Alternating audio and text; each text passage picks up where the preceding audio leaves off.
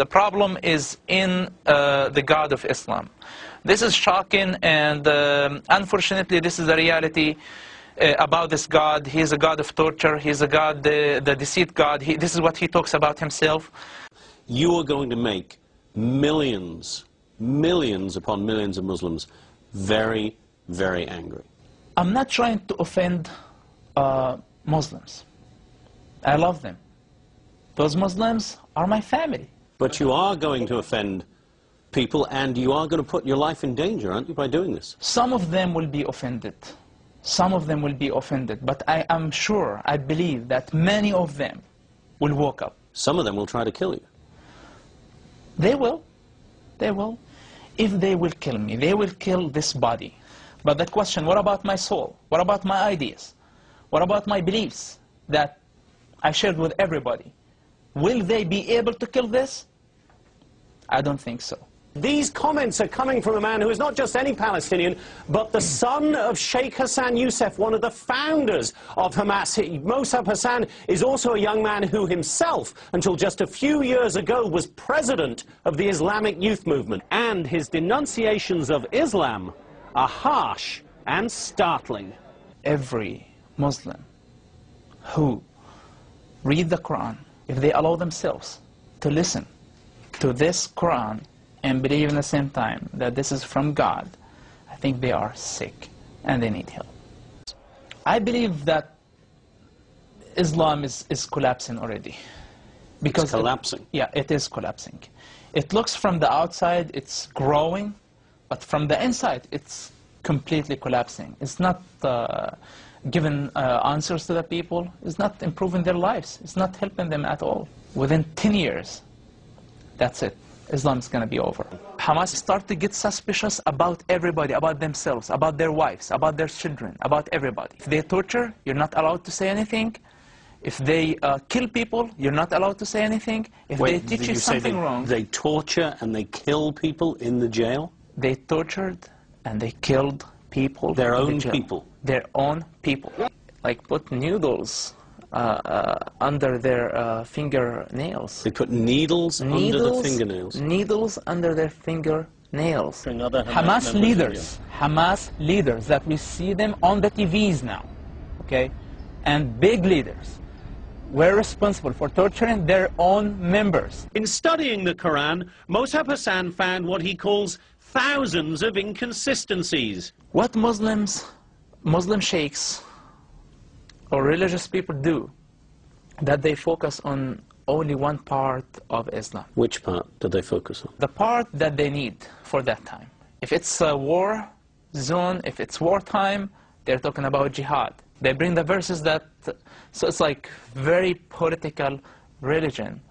And this way, I discovered that Islam is the most bipolar religion on earth, that you can find whatever you want. So the Quran contradicts itself?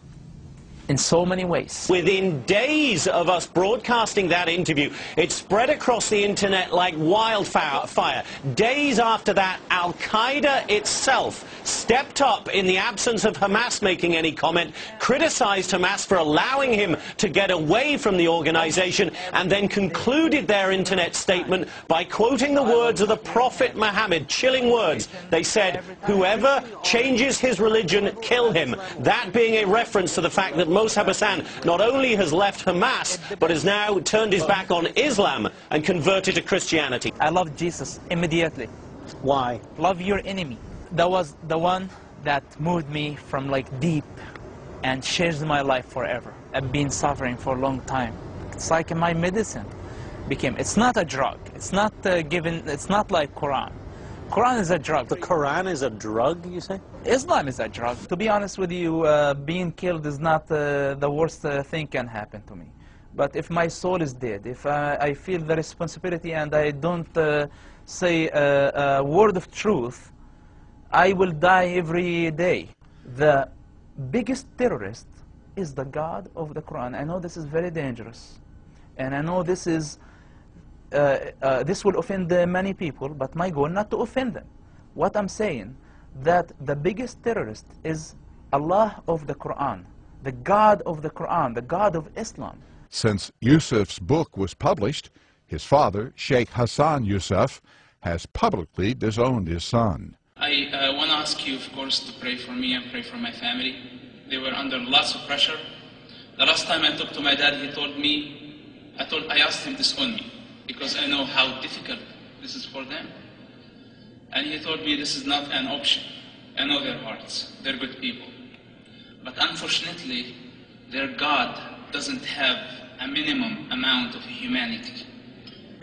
He unskinned their humanity. He wants them to be beasts. Our problem is with their God. Our problem is with their ideology. Please to understand the difference between Islam and Muslims. Please, Muslims are wonderful people. The worst criminal terrorist Muslim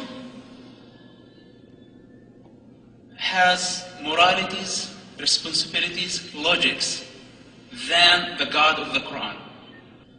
And what I see that governments are hunting the street drug dealers when they are trying to catch somebody like Bin Laden. How old Bin Laden is? 50 years, 60 years, and how long he's gonna survive? For the next 15 years, we have a problem with a gangster has been for the last 1400 years, and he will be there for the next 500 years if nobody will stop him. And our war is with him. My war is with him. My God's war is with him. If Jesus Christ was here now, right now, and you ask him a question, what do you think about the God of the Quran and the God of Islam? What his answer will be. But I'm telling you, the problem is much bigger than Hamas. The problem is in the God of Islam. This is shocking, and unfortunately, this is the reality about this God. He is a God of torture. He is a God, the deceit God. This is what he talks about himself. Islam as a religion in general is a lie wrapped with some facts and truths, and I'm talking this with the authority of somebody who understands exactly what Islam is all about. And it's the biggest lie in history, in my opinion. And this is the biggest danger, that a quarter of population of Earth believe that this is a religion from God. They are wonderful people. You know, here in Canada, our Muslim population is the same as any other religion. So, you know, those are very inflammatory words about. I know you've converted to Christianity, but that's pretty inflammatory. Yeah. Yes. This is a good point. And what I'm trying to tell you here, that your problem, my problem, the world's problem is not with Muslims. And Muslims, the majority of Muslims are great and wonderful people. They are my people. I know their pain, I know their sufferings, and I know their hearts. When you go to the Middle East, when you go to any Muslim community, you see their passion, you see their hospitality, and you get confused, even more confused. You say sometimes, those Muslims are better than many Christians. And we are not in a position to compare people. We are comparing ideologies. And I'm telling you that the minimum Muslim, the most criminal Muslim or terrorist has a minimum of morality, responsibility, logics more than his God.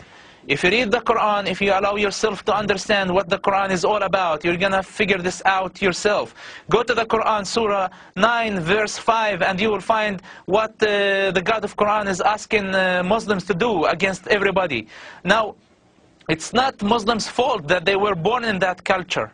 It's not their fault that they were born as Muslims. But what we're telling them, understand your religion before you are offended. Those are realities about their religion, and they need to recognize that. Your father is the leader of Hamas in the West Bank. Didn't you feel that you are betraying your family, betraying his confidence, betraying the idea he dedicated his life to? How did I betray him? By saving his life, for example? I'm not doing him a favor. This is my dad. I know I rather to die and he doesn't get hurt. I look like a traitor because I am doing what my people need, not what my people want. You decided at some point to leave Islam altogether, and you converted to Christianity, right? Yes, I converted to Christianity. I am a Jesus Christ follower, and let me tell you something. I am not a pro-Israeli and I'm not very fascinated by the work of the Israeli government of killing Gaza children or assassinating leaders and even terrorist leaders. It's very obvious that they're going to try and kill you till the rest of your days, and still here you are in Israeli television without disguise, without fear, and I ask myself whether this is courage or total craziness. Look, you are afraid when you do something wrong. When you don't do something wrong, when you believe in what you're doing, you're not afraid. Masab Yousef, in behalf of myself and many, many Israelis, thank you very much, and thank you for this interview. Thank you. Masab is well aware that by speaking out, he could effectively be signing his own death warrant. But he shows no fear. They gotta kill my ideas first, which is like, that's it. They're already out. So how are they gonna kill my idea? How are they gonna kill my opinions that I have? This thing that they can do, they can't kill my body, but they can't kill my soul.